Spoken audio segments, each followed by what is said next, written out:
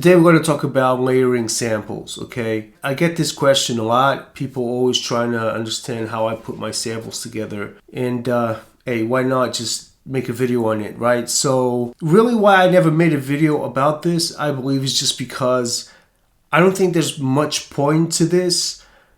I think what you guys are looking for is an answer that really doesn't exist. So I believe that this video is more about destroying your perception into layering samples than any other thing. Makes me think that you're looking for this special technique that there really doesn't exist. The tools to layering samples are very, very limited. Obviously, if you're sampling something, you can't really change the notes inside the sample. So if you're sampling like a keyboard, if you're sampling a chord which has like 5 different notes, you can't just change one of the notes inside of that chord. You can pitch the entire chord, but you can't change one of the notes. So I think that's what you guys are looking for. You're looking for that answer. Like, is there a way to actually change the key of a sample? Like, if it's in C minor, can I put it in C major or something like that? No, like there's no tool that allows you to do that. It's what it is. It's sampling. If you really want to play chords and change chords, like from a C major to a C minor, you really need to be playing your own stuff. Because if you're working with samples, you know, that's the thing about sampling. That's why it is so hard to work. It's because, like, you know, you can't really change the key of a sample. You know, you can go from C minor to C major. That's an example that I'm using. You know, so we have very limited tools. We have pitch. You can EQ a sample, and sometimes you can use also volume to, you know, to hide a bit of the low end of the sample, you know, or you can just EQ it. But I'll get to those. I'm going to show you some examples. If the sample doesn't work, just discard it. Use another sample. Okay, there's so many samples around for you to use. Don't waste a lot of time with the sample if it doesn't fit. Like, there's no magical tool that will change that sample to make it fit. If you've tried pitching it, if you tried using some filters to maybe mask some of the frequencies, and if it doesn't work, just discard it. I know you guys want to get to the practical side of things, but I just want to say this. When I show you my videos, and when you see me on these beat making videos and you see me layer samples and stuff, there has been work, previous work that you guys didn't see. And that's because if I was to show everything on a video, it would just be like a long hour video of me trying samples and not, you know, and then discarding those samples because they didn't work. I don't show you all that process behind it. You know, and that's why I think sometimes you think I just grab any sample, pitch it, and it works fine. No, like there's definitely some work behind all this, and there's me trying out samples all the time and just discarding them. Okay. Now, the last thing before I get into the practical side of things, it's also good to mention that I never know what key I'm in. I don't care what key I'm in. I just use my ears all the time. I don't know what key I'm playing. Okay, so let me be very clear again once more. I don't know what key I'm in. I never know. And if you pay attention, some of my beats will be out of key. If you really pay attention, there will be dissonance. Dissonance is not a bad thing. It could be good, it could be bad. That's up to you to decide. Sometimes having everything in key, it's not as cool, it's not as dope as having something with dissonance. Because it's just weird, it's strange, and therefore it makes it even better to listen to. Okay, anyway, let's get into this. As I said, there's really three things. One is the major one, which is pitching a sample. So you grab the sample and then you pitch it. I'm just going into the program edit and I'm going into the samples tab, and then you have a semitone where you can pitch the sample. That's the only tool you have. There's no other tool to change the note of a sample, okay? Then there are tricks that you can use. But really, the semitone,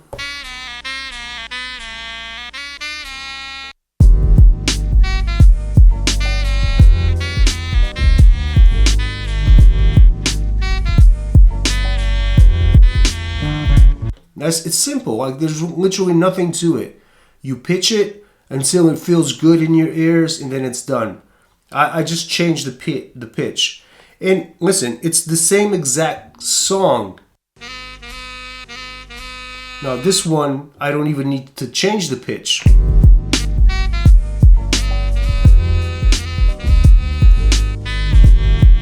But this one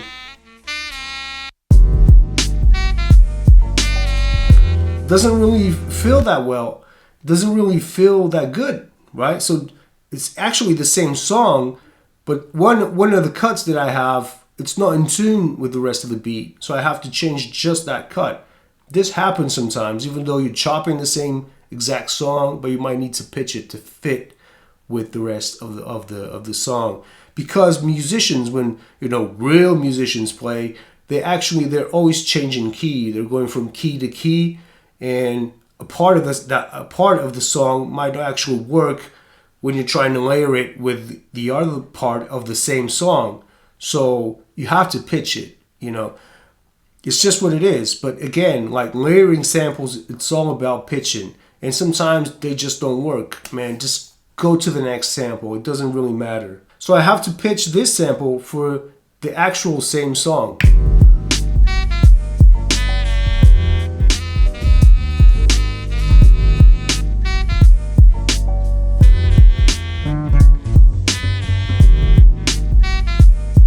Right.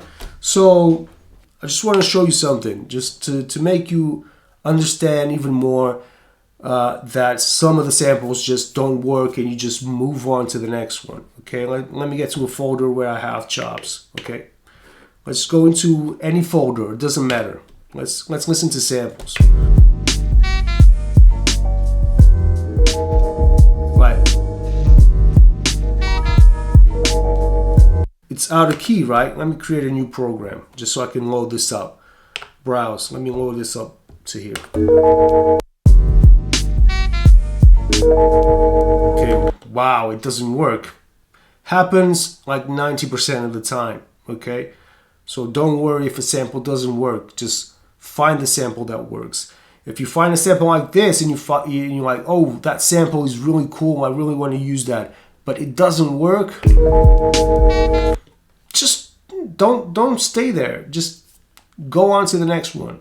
Some samples don't work, okay? Let's try to pitch it and see if we can match it. So normally it should, within a few semitones, you should be able to match it. If it doesn't match, just maybe move on to the next one.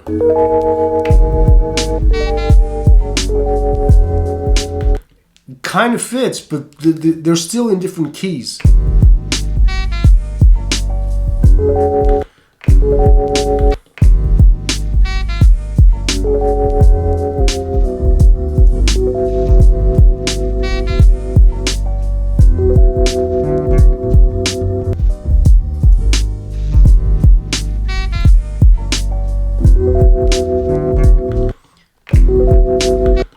Almost works.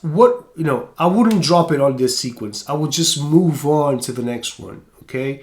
Just move on to the next sample. I mean, the sample is really cool, man. I really want to use this sample, but it doesn't really fit. It's almost there, but I wouldn't use it together. What I could do, let's try to take out that bass. So we're going to EQ this or use a filter. I will just use a filter. I have a filter right here. And I'm just going to go high pass this. Now I just have that top end.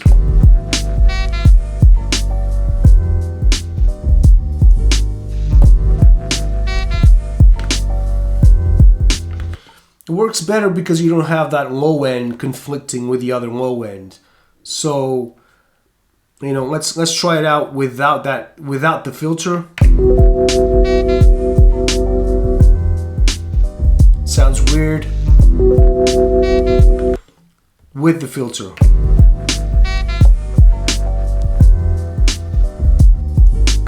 Okay, again, without the filter.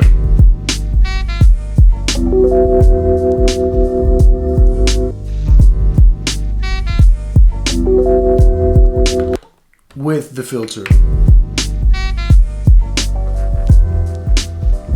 That top note works really well, so it's kind of a way to still use the sample, but you know, in a clever way, because it does give you, you know, a really nice vibe with that on top, and you can even mask it a little bit more by using some reverb. Apart from this, you really don't have any other way of layering samples. Okay, there's really only pitch and EQing. So you can EQ certain frequencies, and that way you can layer samples together, and you can pitch. Apart from that, there's no other way of doing it, to my knowledge. Okay, other people might have a certain technique that allows them to do this, but you know, to my knowledge, there is no other way of doing it. You know, I went on a bit here on this video, but I hope that you guys really understood that there really is like no magic tool, no magic function that allows you to change a sample and just change one of the notes of the sample or something. Sometimes the samples just don't work together and you need to move on to the next one. You know, this is all I do. This is literally all I do. There's nothing extra in my beats. I pitch the sample. If it works, great. If it doesn't work, then move on to the next sample. The trick is to try samples. You know, try samples until you find that sample that really stands out and it really fits with the rest of the beat. That's it. So that was it. Thank you so much for watching. I hope you guys took something out of the video. I'll see you on the next one. Peace. Bye.